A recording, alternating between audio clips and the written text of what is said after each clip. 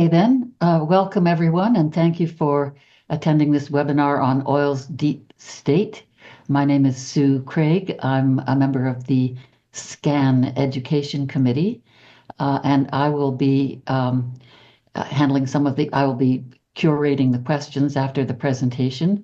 We expect the total webinar to last about 90 minutes, and we may take a brief bio break after the presentation.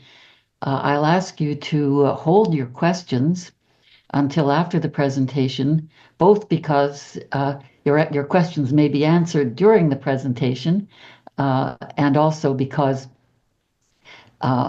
we're using the chat for the Q&A, and the chat can be rather distracting for the speaker as well as for the audience. For those of you who aren't aware of this trick, you can actually block the chat previews by going down to the little upward arrow at the bottom of your screen next to the chat. You press the arrow and you uncheck show chat previews, and that will prevent the little writing that comes across your screen when somebody enters something in the chat, and then you'll be less distracted. So now, without further ado, here is Robert de Chazal, a distinguished member of the Education Committee, to introduce our speaker. Thank you, Sue. I didn't realize I was distinguished, but I'm happy to accept that. Yes, my name is Robert de Chazal. I live in Edmonton, as you can see, and I'm deeply involved in a project that prevents me from doing much more than the Educational Committee, but I enjoy that. I've written a couple of blogs, and it's an inspiring group to be with. And today we're here to get Kevin's view of the world, which is truly unique. I've known him since our boys were in school together, and he and I worked on a campaign at one point to stop TV ads from going into schools. So we got to know each other well at that time, and that's when I realized that I was in the presence of a man who is a deep and a very clear thinker as well.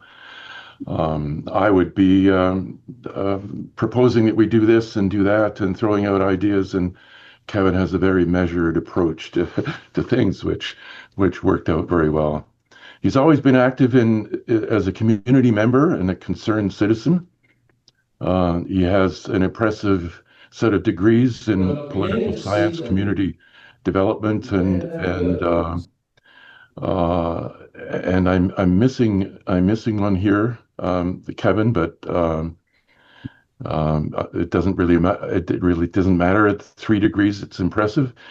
He was in the Alberta legislature from 2001 to 2012, which is a long stint, it seems to me. And he was the opposition leader, Liberal opposition leader from 2004 2008. It almost goes without saying that an opposition leader is a Liberal in Alberta. And so he's seen the deep state that he's going to be talking about up close. He was dealing with many of the people that they're part of that story. And the last thing I'll say is that I think it takes a lot of courage, first of all, to be a Liberal in Alberta, let alone to be an outspoken one. So here's Kevin.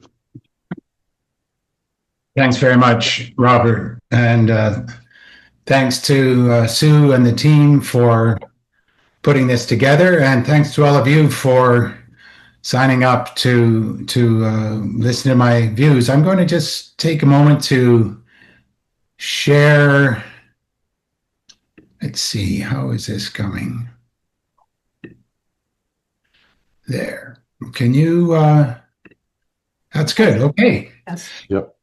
So that is, that's the cover of a book I published, or it was published by James Lorimer out of Toronto in 2017. And it's the basis of my presentation today, which will take about 40 minutes. It's packed with a lot of information, 40 minutes plus or minus 3 or 4, something like that. So I hope you can bear with me and get something out of it. Whoops. Okay. Here we go. So the title of the talk today is Democracy, Climate Change, and the Petroleum Industry.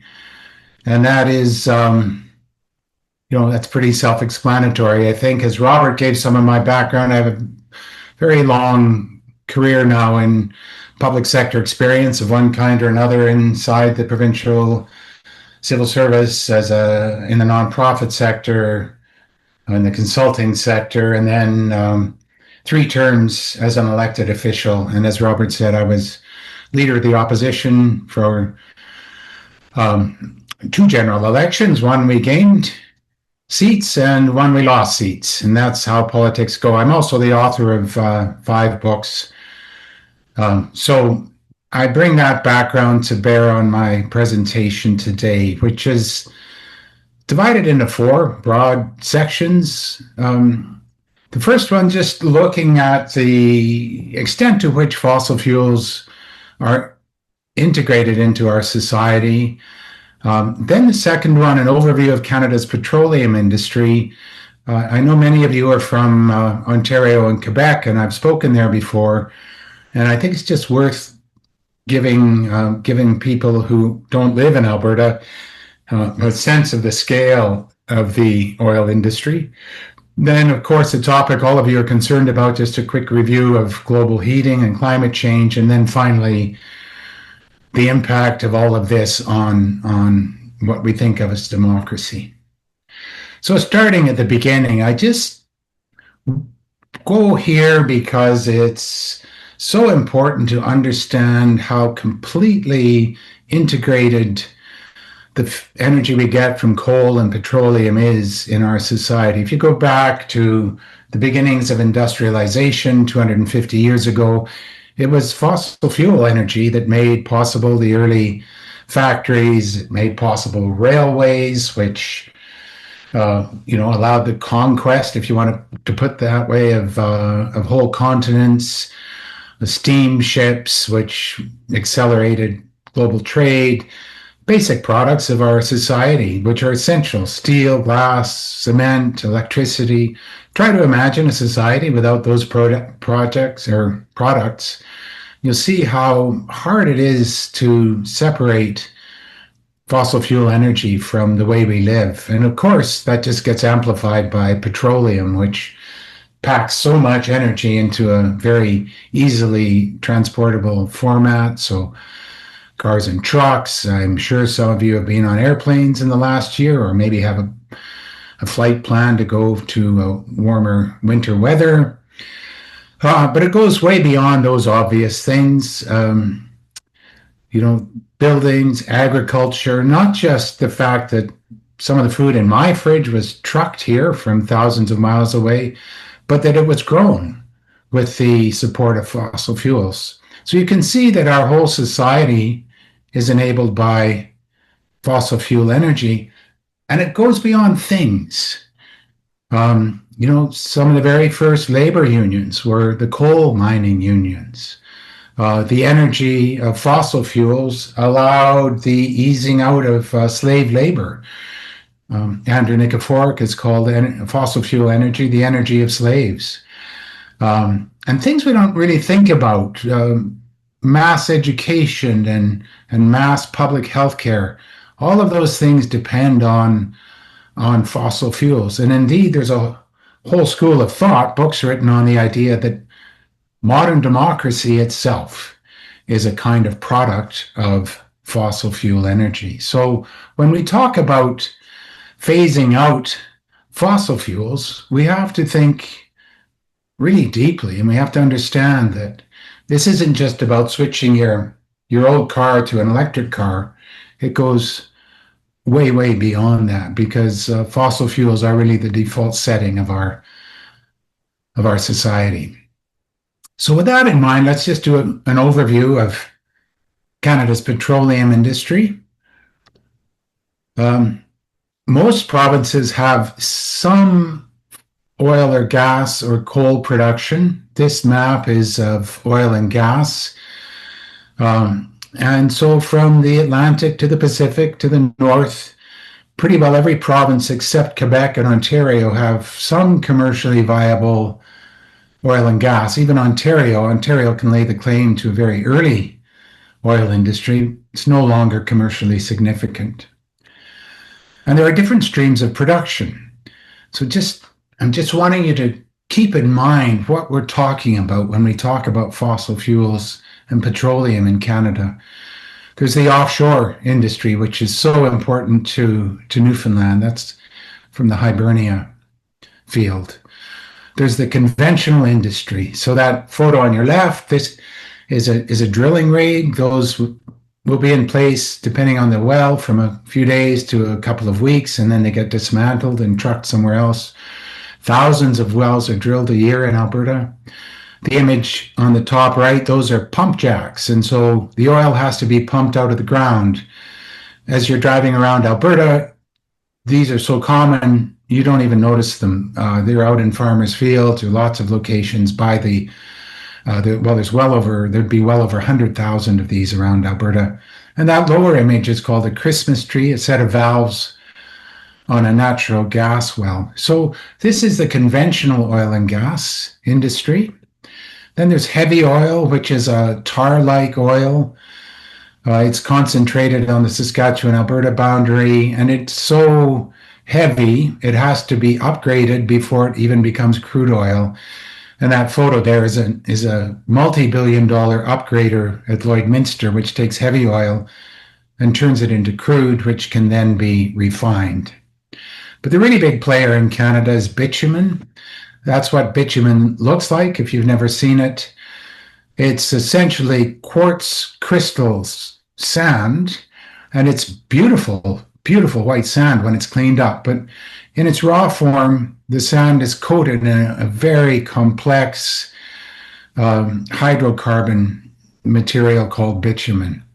And when that bitumen is close to the surface, it can be strip mined.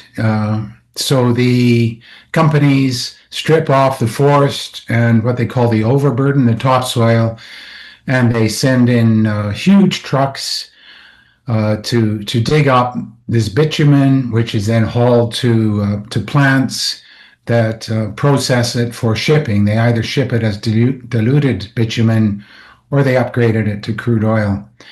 And you've probably seen images of oil sands mines. But a lot of the bitumen is too deep to be strip mined. So there's another way it's collected, steam-assisted gravity drainage, SAGD.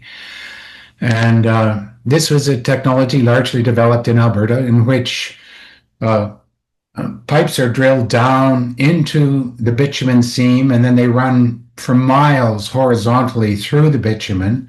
Steam is pumped through those pipes. The bitumen liquefies and drains into a second pipe, which is below the steam pipe. It's drawn back to a plant like this and then treated and shipped. And SAGD, steam-assisted gravity drainage, has become a very, very important source of bitumen. As the boundaries were drawn around the provinces in 1905, around the western provinces, it almost looks like the people drawing the maps wanted all the bitumen to be in Alberta, because aside from a tiny bit, you can see how it is concentrated almost entirely in Alberta. Now, the commercially viable portion is not that whole red area. It's essentially the yellow area, which is around Fort McMurray.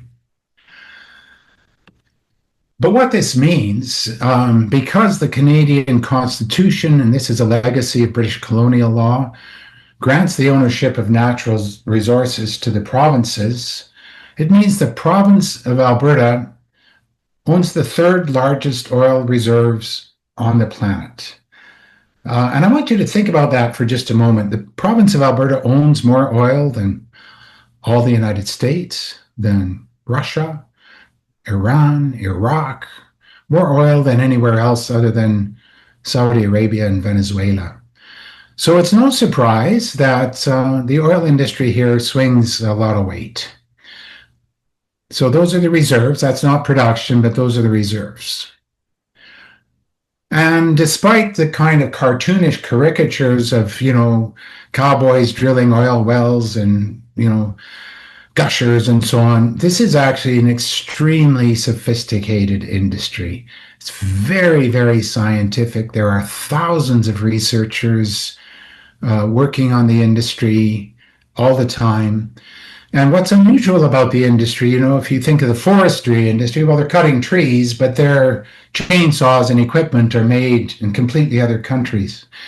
In Canada, the petroleum industry is largely vertically integrated. So right from the raw resource to the technology and engineering and design of how it's collected, through to the manufacturing of the equipment that collects it, it's all, not all, but largely done in Canada. It's very unusual achievement for the Canadian economy. And the headquarters overwhelmingly are in Calgary.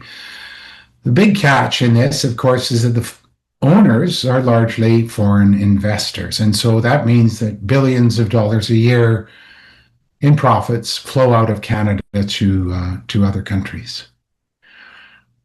Canada is the world's fourth largest oil producer when you count all the production across the country, the fifth largest natural gas producer. The vast majority of our exports go to the United States, although that market is broadening out as pipelines like the Trans Mountain expansion go to allow shipping to Asia. You're mostly in central Canada, where the automotive industry is very important. But to put it in perspective, in terms of the value of Canada's exports, the automotive industry is worth about 40% of what the petroleum industry is in terms of exports. So that gives you a sense of the scale.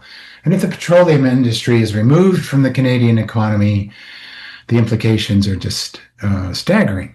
And they have to be thought through. The industry also pays tens of billions of dollars a year in taxes and royalties.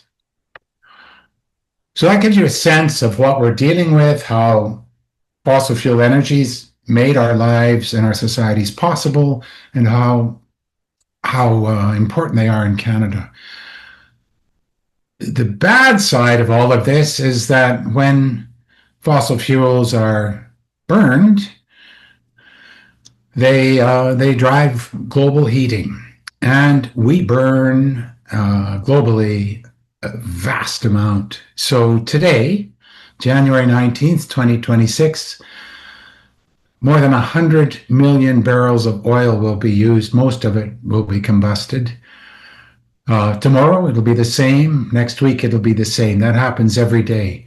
22 million metric tons of coal will be burned today, and again tomorrow, and again the next day. Vast amounts of natural gas. And what this means is that we're adding carbon dioxide into the atmosphere at rates that are virtually unknown throughout any historical measure at all. This graph here is taken off of one of the American agencies. I think this is NOAA, the National Oceanic Agency. I just cut this off their site on November 14th. And this goes from 1650 up until 2 months ago. And this shows you the CO2 level concentration in the atmosphere. So historically, before industrialization, it was around 250 parts per million.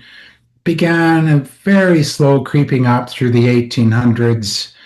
Starting in the 1950s or 60s, you can just see it rising faster and faster. Many of you will be familiar with this.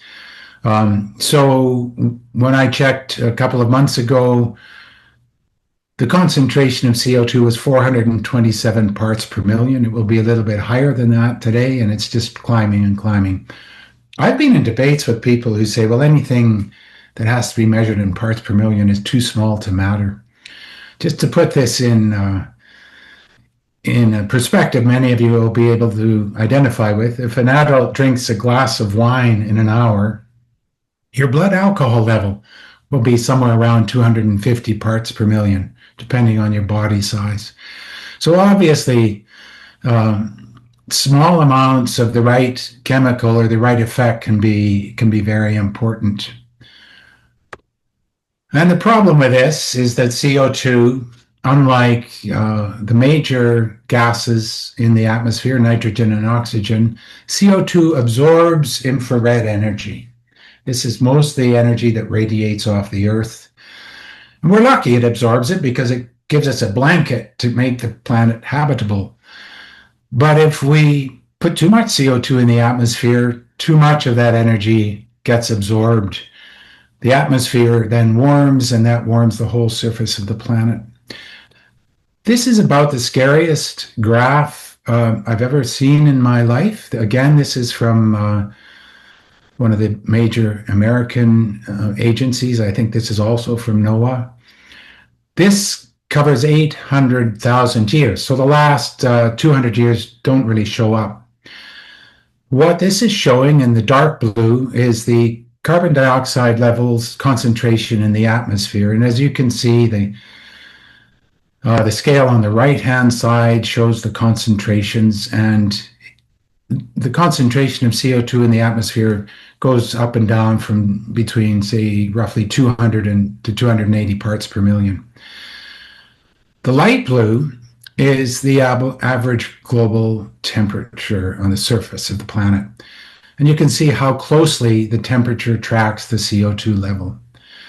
Where this gets really scary is in the last, today, the CO2 level is, as I said earlier, about 427 27 parts per million. So we have taken the CO2 level off the chart, way, way off the chart. And you can imagine where the global average temperature is going to follow. And we know that it is. This is just a much shorter time frame showing how global surface temperatures are rising. You'll be all familiar with this. The Intergovernmental Panel on Climate Change forecasts continuing to rise. Their forecasts go to the year 2100.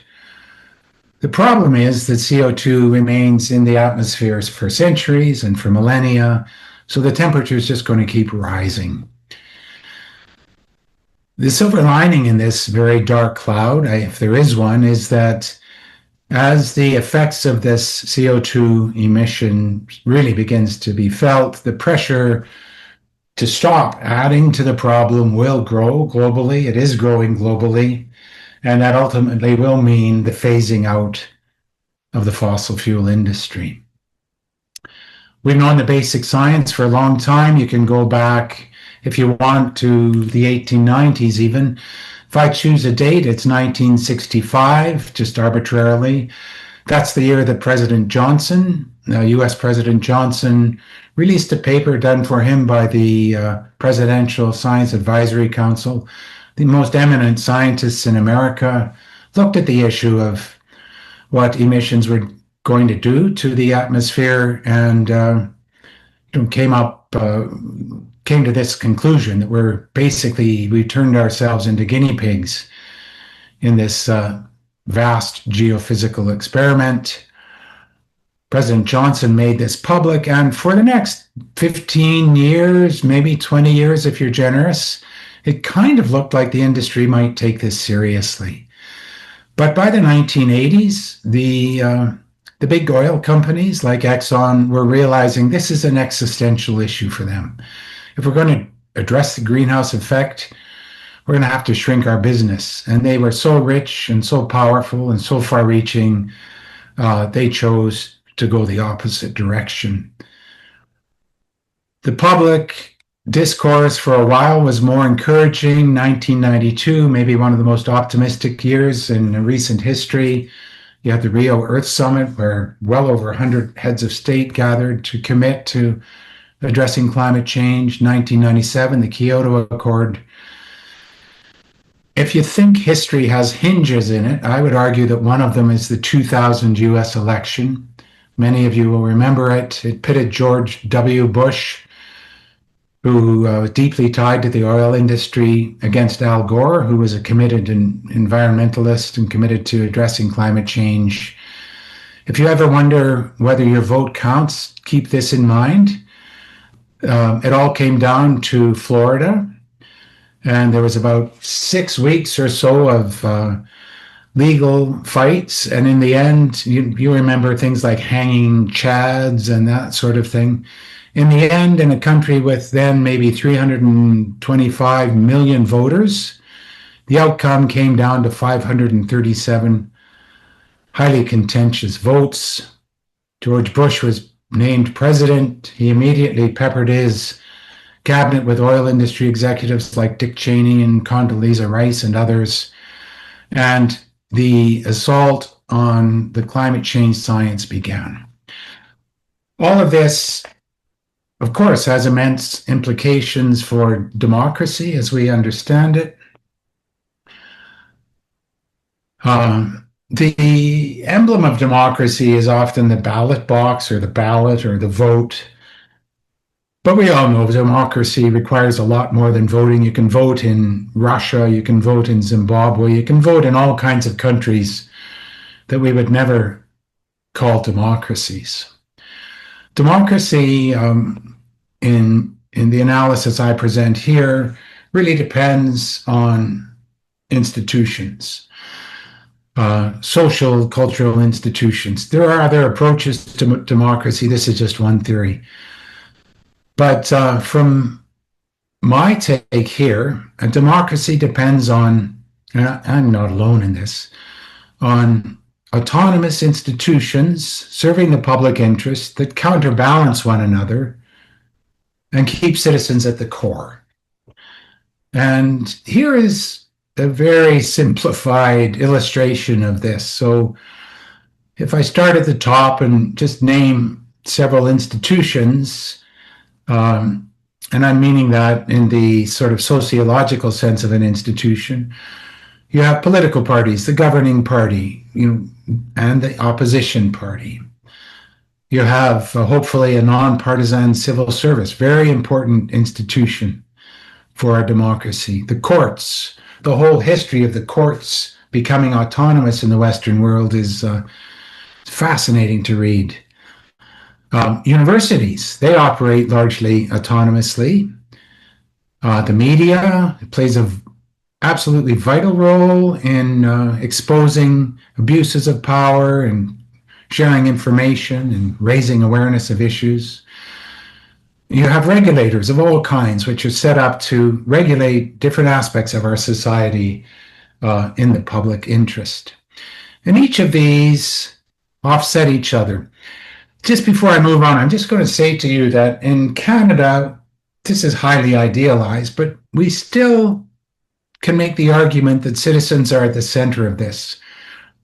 If this was an illustration of what's happening in Iran right now, it wouldn't be citizens at the center. It would be the Ayatollah and the Supreme Islamic Committee.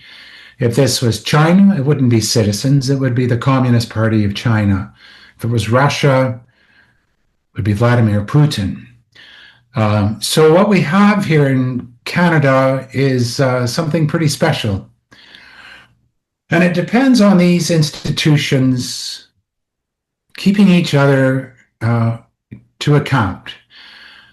So when I would stand up as leader of the opposition in the legislature and ask a question of the premier, I was holding the government or trying to hold the government to account. When the media digs into an abuse of power or a government program that's not working or whatever it might be, the media is offsetting and counterbalancing the government. When we turn to the expertise of universities and tenured professors who, at least in theory, don't have to worry about losing their positions for what they say, we're turning to yet another institution that keeps others in balance. When somebody appeals a ruling to a court, And this happened, I think, just last week. The courts ruled that the federal government was offside in implementing the Emergency Powers Act. These are all part of the organic process of what happens in a democracy. But there's always a risk that an institution might be captured. Health Canada, we might feel, is actually serving the interests of the pharmaceutical industry more than the interests of the people of Canada. Or, all of us probably have cell phones. We've sometimes thought, what the hell is the regulator doing? Are they here to protect me, or are they just looking after the profits of the cell phone companies? And so institutional capture is always a risk. Democratic institutions are captured when their decisions and actions are directed away from the public interest toward a private interest. And the real danger that we begin to approach with the notion of a deep state, as I've argued it, is when a whole series of these institutions are captured and held by the same private interest, they no longer hold each other accountable for the public. What would that look like? Well, this would be how I would illustrate the picture in Alberta right now, and even at times this has played out to varying degrees nationally. So instead of citizens at the middle, you have the oil industry. And the oil industry has captured, in my argument, the governing party. I mean, the Premier of Alberta, Danielle Smith, at one time was a lobbyist for the oil industry. She's very close to the oil industry. The opposition party, and they'll hate me for saying this, but when I was in the legislature, the New Democrats and the Liberals were in opposition. We constantly raised issues of royalties, environmental issues, climate change, taxes. In the last dozen years or so, the opposition parties don't do that anymore. And so those issues never get brought to the floor of the legislature and to the view of the public. The regulator over on the left side there, the regulator of the oil industry in Alberta may be the most egregious example of capture in my mind. This is the regulator that's responsible under legislation for regulating the third largest oil reserves on the planet. At one time, their legislation in the preamble spoke about how the regulator was to manage Alberta's resources in the best public interest of the people of Alberta. The notion of public interest was stripped out of the legislation. The regulator is now 100% funded by the oil industry. So if you believe he who pays the piper calls the tune, well, we know who's paying the piper, the regulator. And the board and CEO of the regulator are very close to the oil industry. So they're not going to be holding the oil industry to account. And I could keep going around that circle, but I will get into a few specific examples. So this is just repeating really what I said. When the oil industry captures and holds a whole series of public institutions, then the interests of the oil industry prevail over the public interest. And there's no question that the climate and the atmosphere are public interests. Nobody owns those. Nobody can buy them. We all depend on them, and we should not be sacrificing them for the private interest of investors. And that's whether on global warming or royalties, taxes, whatever. Those issues are really set up to serve not the public, but the oil industry. So I'll give you a handful of real life examples to put some meat on those bones. How are we doing for time? Yeah, we're still okay. Some of these are from a few years ago now, but nothing fundamentally has changed. So here you have the UCP, which is the governing party in Alberta, the United Conservative Party, formed by Jason Kenney, now led by Danielle Smith, and the opposition NDP standing together to oppose federal legislation that restricted oil tanker traffic on the West Coast. So you see how in the Alberta legislature, it's really both sides are in service to the oil industry. Neither side is going to hold the industry to account. This is just a tiny example of how Alberta's universities are, in my view, in danger of being captured. This is now from several years ago. The University of Alberta, one of the country's largest universities, the Senate of the university wanted to grant an honorary degree to David Suzuki, who had spoken out against the oil sands. This prompted an absolutely vicious, well-funded campaign to stop the university from doing this. And this is a photo of a full-page ad that ran in the newspapers in both Calgary and Edmonton as part of a larger campaign. To its credit, the university stuck to its guns, gave the honorary degree to David Suzuki. They could hardly back down and still be a credible university. But I was told not too long after by a very senior member of the university executive that cost the university $200 million in research money. This is just a small example. The University of Alberta boasts that there's well over 1,000 researchers in its facilities, just that one university, working for the oil or working on oil industry issues. So when the CEO of an oil company calls the president of the university, you can be pretty certain it's going to be promptly responded to. The media. This is just one story. Post Media owns newspapers across the country. Again, this is from now several years ago, but the Jason Kenney government set up when he was premier, set up a pool of cash, a pool of money to support the oil industry in the media and in social media. And Post Media wanted to tap into that money. I mean, it's easy profit. So what did they do? They hire Jason Kenney's former chief of staff to help them figure out how to get into that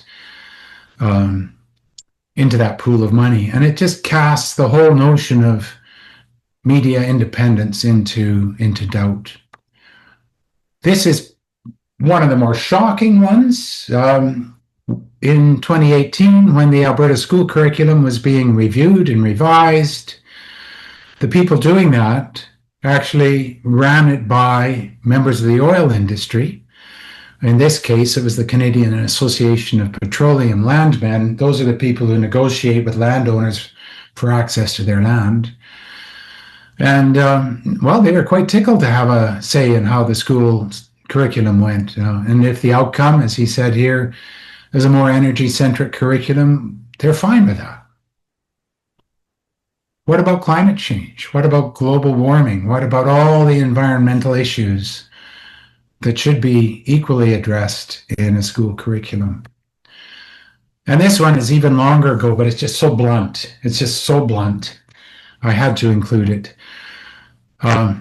Medicine Hat's a small city of about 50,000 people, lovely little city in southeastern Alberta. The medical officer of health gave a small talk there and spoke to a reporter of the local Medicine Hat newspaper who ran a fairly small story, quoting the medical officer of health as simply saying, cutting greenhouse gas emissions is a health issue. Pretty straightforward comment.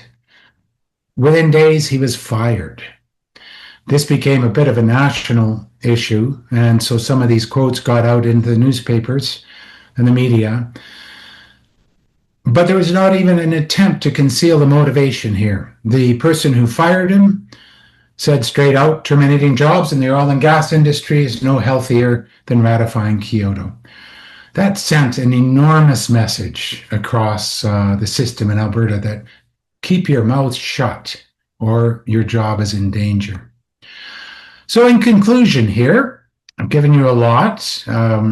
Maybe your head's spinning, maybe you're, we'll find out. We're going to have a good discussion.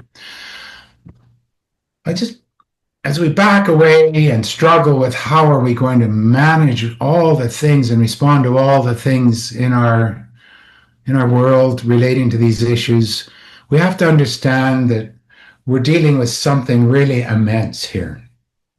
That really, if we're going to successfully get to net zero and beyond, it's way more than bringing in electric vehicles or eating organically. We're talking about an economic, social, technological revolution. And revolutions are always disruptive. They feed more extreme politics. You get reactionaries, such as the Trump administration, and I would argue that Donald Trump would not be president if it wasn't for the oil industry. Environmentalists, we're going to see, I think, more and more conflict there. Traditional political divides are going to get confused. There's huge displacement of labor, a massive reallocation of capital. All of this is disruptive. What we're going to be seeing, and we're already seeing, are national and international fractures, upheaval in the Middle East, the rise of China, because they are being so strategic and aggressive in how they're addressing the issue. I would foresee the long-term, medium-term decline of Russia, because their single largest foreign exchange earner is oil. And I have no idea what's going to happen in the US. And I have my fingers crossed for the future of Canada, just so we don't end on a totally glum position. This is just a quote from a recent Economist article, just how quickly this revolution is unfolding worldwide, and how we can lose track of what's happening outside of North America. So there is hope, but it's going to be a rocky ride in my view. So there we go. Thank you very much. If anybody is interested in my book, I should put in one plug. You can get it through your local bookstore, order it there. They probably won't have it in stock, or I'm sure you could get it. I know you can get it through Amazon. So thank you all very much. And I believe, Sue, Yes. you are going to sort of handle and moderate the questions. Yes, I am. And I recommend, I'm going to suggest that we take about a 3-minute bio break so everybody can absorb what you had to say. And thank you for that amazing presentation. It's unbelievable how much work it took to produce the book from which you derived your presentation. So thank you for that. I'm going to suggest we take about a 3-minute break, and then you can, I see we have 2 hands up already, and I'll take those in order. And after that, hands that are up, and or if you want to type your questions into the chat, that can also be helpful for follow-up later. So I'll say we come back at 10 before the hour. Thanks a lot. Take a break. Okay, and we're back. And our first question is from Bruce Van Dieten. I'm sorry, my glasses aren't quite up to your the type on your name. Bruce, go ahead, please. Yeah, Van Dieten that was perfect. Thank you. Kevin, I'm just thrilled to meet you. I read your book many, many years ago, and actually the invitation for this education session, I'm not sure that it mentioned your name in it. I didn't pick it up, and I recommended that as part of this presentation, that people be recommended to your book as a way to really understand, well, the nature of how deep the oil industry goes in this country. Your points in the book were so excellent of talking about how CCAP, the Canadian Association of Petroleum, or CAPP, the CAP, Canadian Association of Petroleum Producers, how the people from that industry group move over into other institutions, whether that's academic or working with a company or working with the government. They just seem to float all around, and it's just a completely captured system that leaves no room for people. We of course we have that across Canada completely in places like New Brunswick with the Irving family, and one last thing, if you have a chance, I don't know if it's going to be leaving Toronto, but if you're in Toronto, go see Rogers versus Rogers to get another sense of how the cell phone business is captured in this country.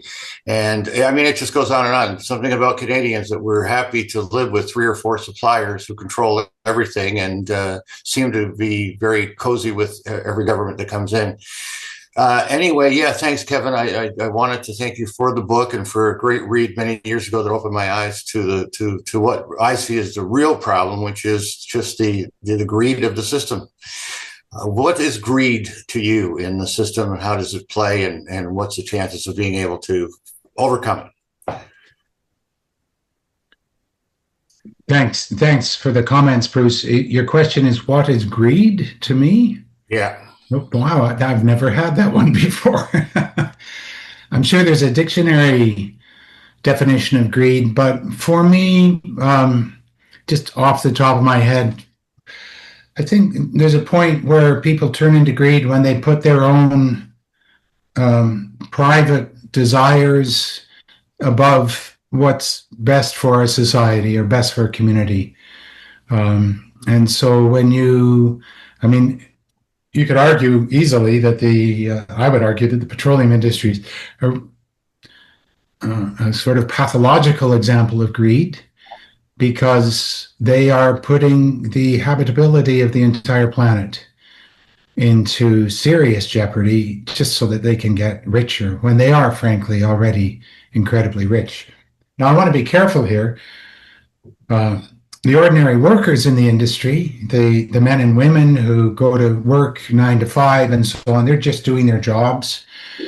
My real issue is with the leadership of the industry who knows full well what they're doing and continue to do it anyway. So I think that would be, for me, an extreme example of greed. I want this, and if it destroys our society and our planet, too bad, I want it.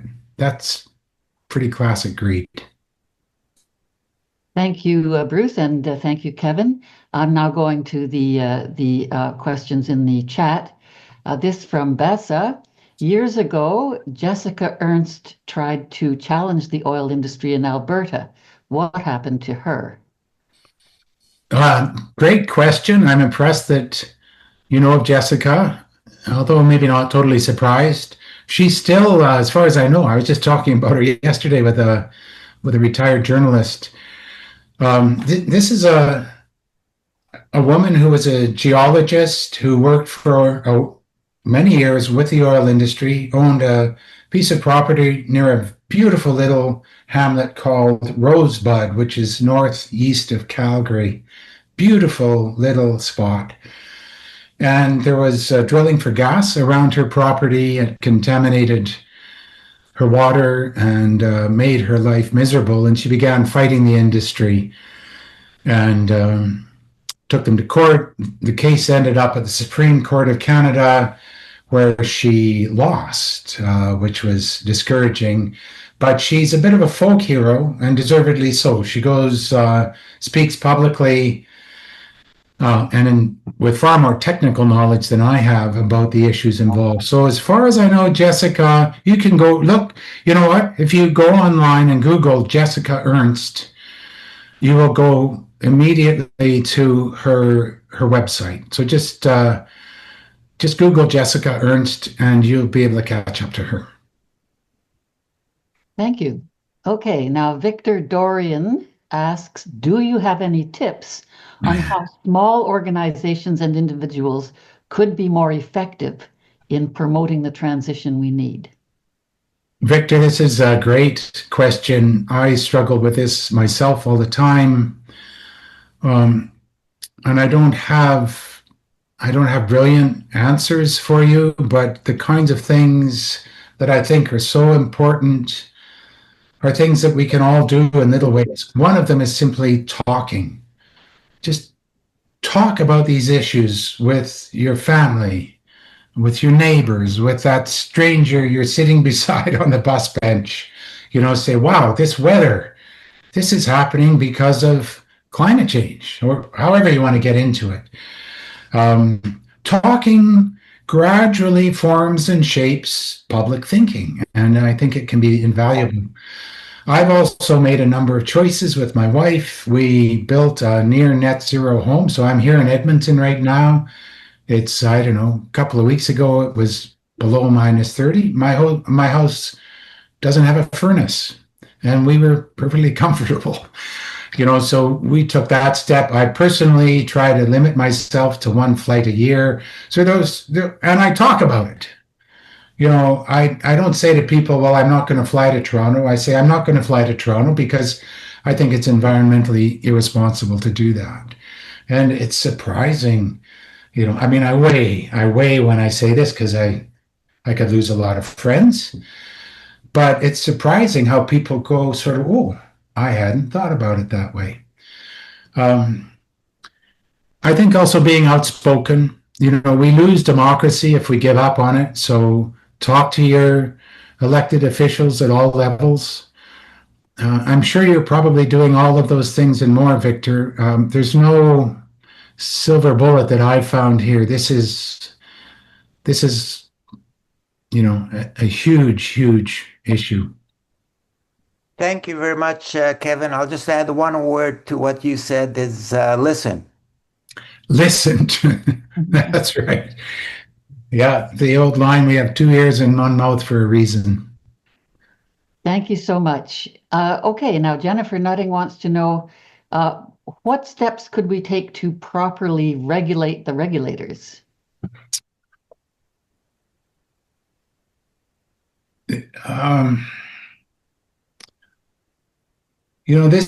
This is where the counterbalancing dynamic that I spoke about becomes so important. I think it was Bruce who mentioned Rogers and the cell phone companies. We learn about some of that insider advantage and the capture of regulators through the media. Letters to the editor, just encouraging reporters to dig into these stories. Reporters have resources and knowledge that the ordinary person doesn't have to investigate things. Turn these into political issues. So if the regulator's not doing their job, go to the opposition and say, hey, and try to get more people to join you in going to the opposition and say, hey, the CRTC or the airline regulator or whoever it is not doing their job. I mean, this is a struggle. Democracy didn't happen just out of sort of the goodness of everybody joining hands and singing Kumbaya. Democracy is here because of centuries of sometimes terrible struggle, and it will always be that way. And we have to accept that there's struggle involved here. So if you're struggling to deal with a regulator, get some people behind you.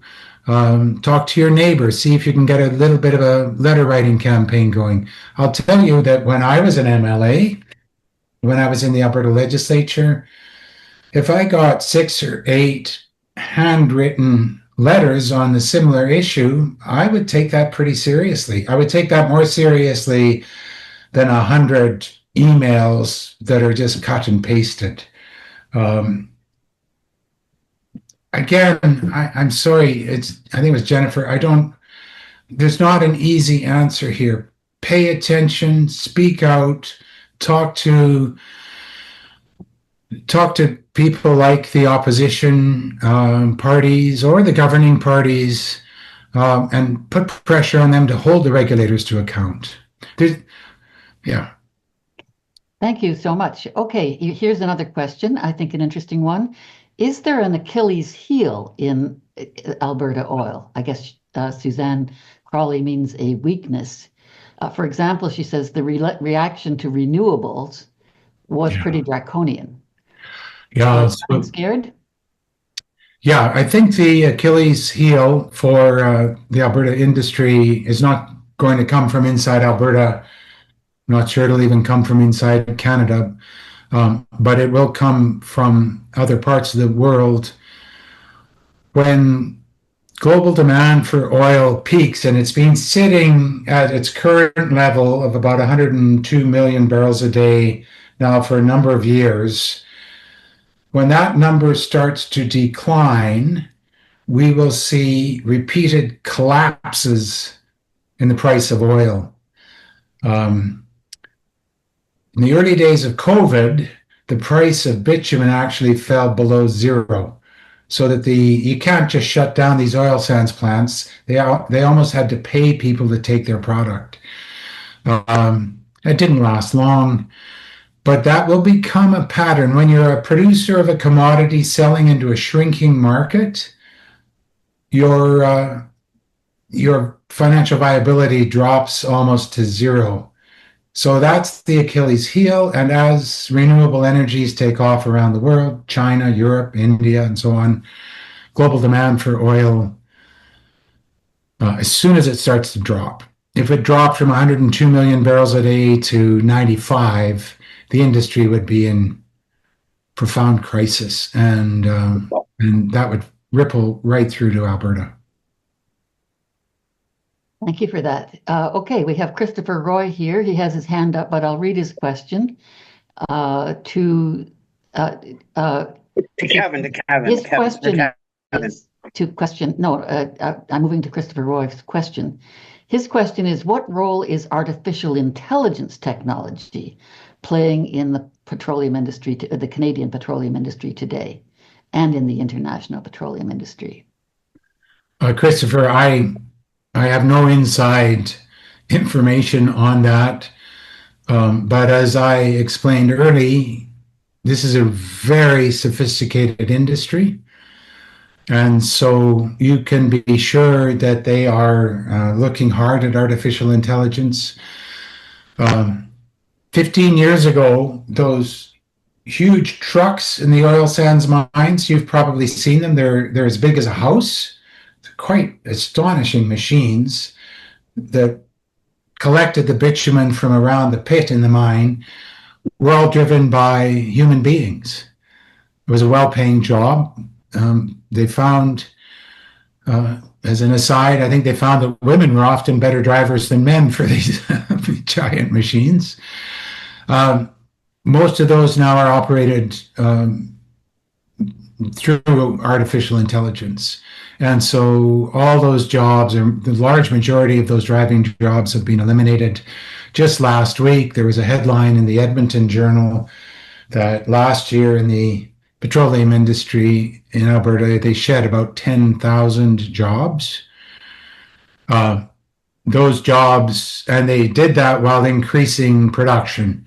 So people are losing their jobs, and I'm guessing an awful lot of that has to do with AI, Christopher. And that's only going to accelerate. And of course, that's going to play out through other sectors of the economy as well. Thank you for that. So now we'll go to David Robertson, who has his hand up. David? Thank you. I'm having trouble on my iPad getting the question into chat, so it was easier for me just to raise my hand. Kevin, thanks for your presentation. I'd just like your take. I mean, at some level, probably the MOU signed between Carney and Smith is emblematic of the power of the oil industry. I'd just like to get your kind of assessment of the MOU, its potential for success, its failure, and just what lessons you draw from it. Okay. Another really good question.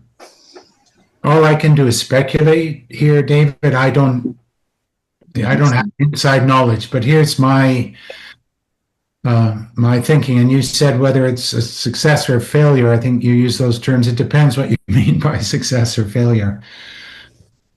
It's very complicated political dynamics in Canada right now, including in both Alberta and Quebec. There are independence movements, which no doubt Mark Carney is well aware of. The independence movement in Alberta is largely supported by the by a particular segment, the smaller service industry side of the industry. We can get into that. I kind of have sometimes thought that one gesture or one reason for the MOU was to take a little bit of the wind out of the sails of the independence movement in Alberta. That may also have been an element in the EV deal with China, which opened up the canola markets. These are, that may be background. The MOU, I mean, I was disappointed for sure when I first read about it. I don't know Mark Carney. All I know is him by reputation.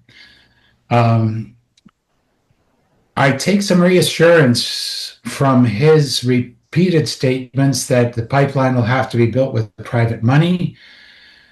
Whether that actually happens or not, I don't know. If he sticks to his guns on that, there's a pretty good chance that pipeline won't be built. On the other hand, there's a movement within Alberta to have the Alberta government underwrite the pipeline. So, I'm not giving you a very clear answer, David. It's, I was disappointed in it. If I'm looking for the bright side, it might be that Mark Carney is playing a long game, signing a deal that he knows is not ever likely to get fulfilled. If I'm looking at the dark side of it, then this is yet another round of concessions to the oil industry.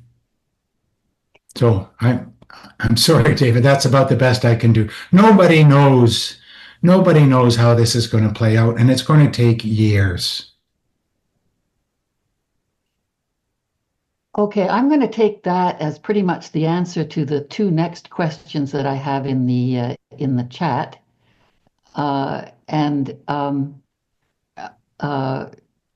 If necessary, we can come back to them later. Basically, Mr. Carney's role and can he be a force for good?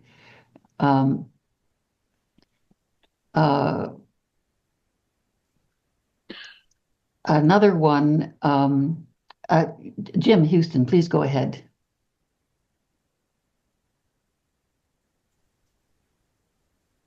My question was very similar to David's. Can you hear me? I think I'm off mute. Yes, you can. I just lost my screen somehow.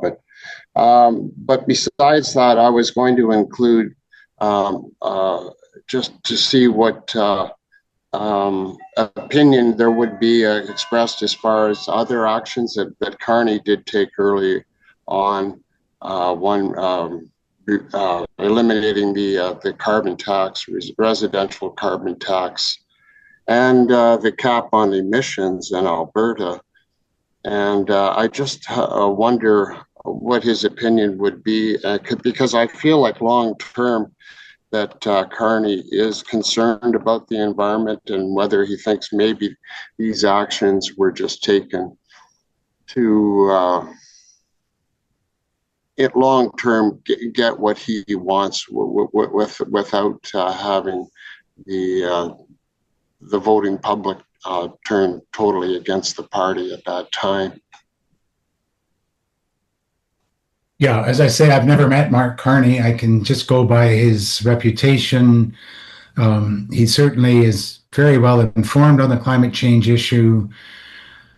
His cancellation of the carbon tax, you can look at it as he was just trying to cut off a political route for that Pierre Poilievre was trying to ride into the Prime Minister's office.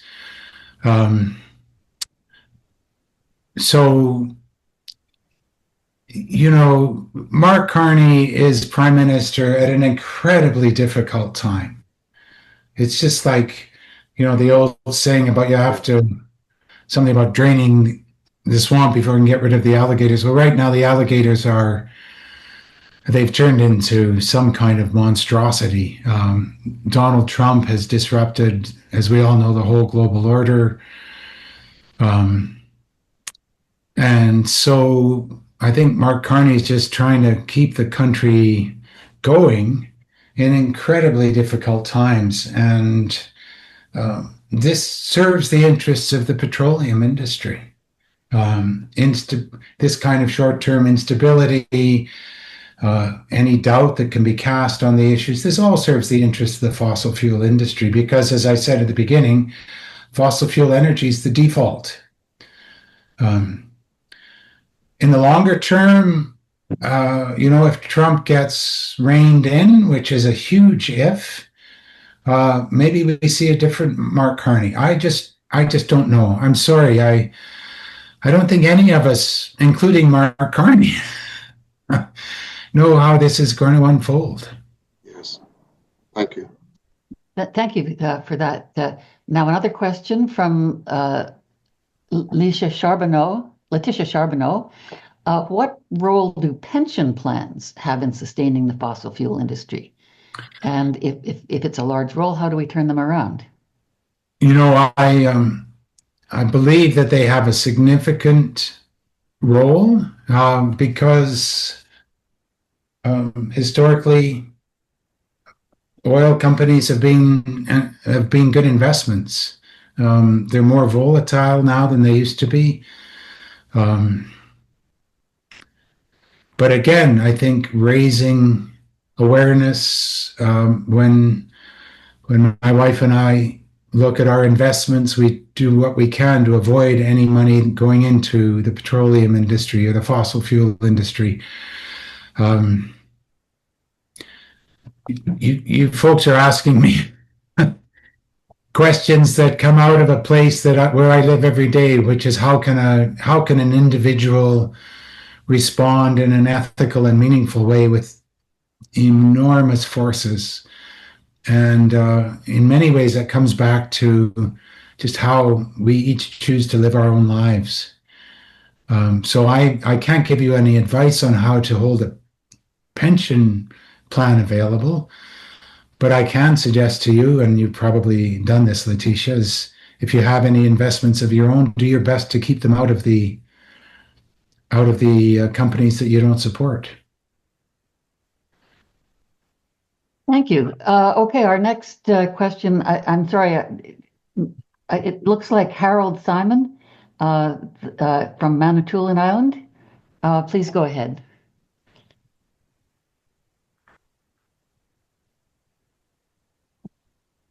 Can you hear me?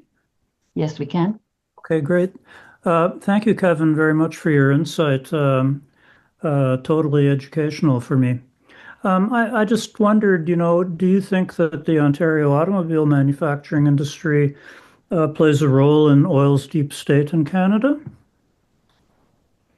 So the relationship between the automotive industry and the oil industry is obviously very close. Historically, it's been extremely close because you could say they literally drove each other. Their businesses drove each other. The rise of electric technology has driven a bit of a wedge or a gap between them. If we're just talking about the Ontario and the North American industry, oh gosh, how would I come at this? I think that the far-sighted strategies for the automotive industry are to electrify. If you look at what's happening in China, Europe, globally, the sale of electric vehicles continues to rise at a significant rate. The risk for North America is that because of the influence of Donald Trump and the people around him, is that we end up with a number of industries that fall way behind the rest of the world. We're committing to the past. It's like Donald Trump and Daniel Smith and people like that, Pierre Poilievre, want us to go back to the 1950s when the rest of the world is moving into the 2050s. And so, the long-term future of the automotive industry, if there is one, and there should be, has got to be electric. I can't really go beyond that, Harold. I'm sorry. Oh, that's great. Thank you very much. Thank you. And Norm Park. Thank you. And a great presentation. Very much appreciate it. The IEA, the International Energy Agency, has projected that peak oil will come soon, very soon, perhaps by 2027. And what that means is that oil demand, as you very clearly stated, oil demand is going to decrease, and that means prices are going to collapse. So the question for Canada really is, how would you suggest that the Canadian government pivot from its reliance on oil to the green technologies that are coming and coming quickly? There's just so many opportunities here. And somebody earlier mentioned about how the Alberta government under Danielle Smith has put roadblock after roadblock in the way of the renewables industry. Alberta has enormous solar potential, wind potential, and there's literally billions of dollars of investment that have been sidelined because this government changed the regulations. I think that instead of building another pipeline, we should be taking those billions of dollars and putting them into things like solar energy and battery storage in people's homes. So depending on how you calculate it, the Trans Mountain Pipeline cost the feds $40 billion. Imagine if we had taken that $40 billion and said, okay, we're going to convert huge portions of Canada's electrical system to solar and wind with battery storage, and we're going to do it by stimulating the manufacturing of those products in Canada. That would have been revolutionary, Norm. So that could still be done. The next pipeline that comes up, if it's proposed by that there be public funding in it, which there will be. I mean, the industry will press endlessly on this. The comeback should be, well, why would we put another $30 or $40 billion into an industry that is going to be in crisis within even the International Energy Agency, which is closely tied to the industry, is forecasting peak energy, as you say, Norm, within a few years. Why would we put money into a pipeline when we could be putting it into so many other things? So that's the kind of national strategy I would love to see, and it could be played out endlessly in so many different ways to not only improve our environment, but to strengthen our manufacturing sector as well in a whole new area. In Alberta, where we know how to drill wells in the ground like nobody else in the world, just about, there's huge opportunity for geothermal energy, just huge. We know how to do that. Are we doing it? No, because this government is captured by the oil industry. When the oil industry does go into crisis, maybe we'll see some of those moves. Wow, thank you. Thank you so much. Now we have Phyllis Waugh from Kingston asking, what do you think about degrowth, especially Jason Hickel's book, Less is More? He says the capitalist economic system requires annual GDP growth of 3% per year worldwide. And at that rate, a global conversion to renewables would mean doubling the total world stock of solar panels, turbines, and batteries every 30 to 40 years, and would require mining a huge amount of resources. This analysis is pretty devastating. How do you react? I thought that was a terrific book. If we want to get more radical than we are here, I think we need to confront the reality that a consumer-driven capitalist society is just not sustainable.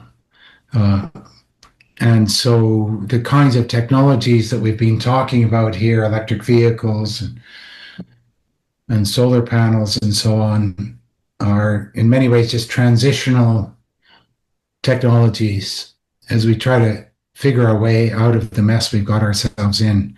I think that, I mean, I'm not going to see the end of it in my lifetime, but the consumer society seems to me inevitably to be taking human civilization over a cliff. And I ended my presentation by talking about the stresses and strains and upheavals that revolutionary change brings. But I think the revolution has to be away from the kind of economic systems that have driven the Western world and now the entire planet for a number of centuries, and we need to come up with something completely different. That's not going to happen in my lifetime, and it's going to be tough and grim and violent and destructive, and also inspiring and heroic. Thank you for that. I see we're retaining our audience, and we still have some questions coming in. Okay. So here's from Richard Langley. I find it interesting that China has recognized that dependence on imported fossil fuels makes them vulnerable. As a result, they're taking over the transition to electrification, which is making them more powerful by the day. Any idea why the tariff on solar panels from China is still 100%? I was stunned to learn this. I don't have an answer for that. I'm sorry, Richard.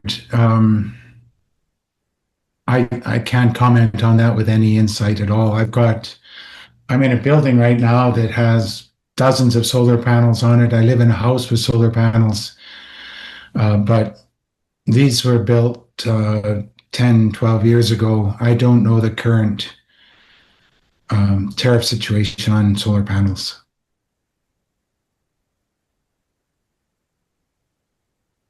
Right. Thank you so much.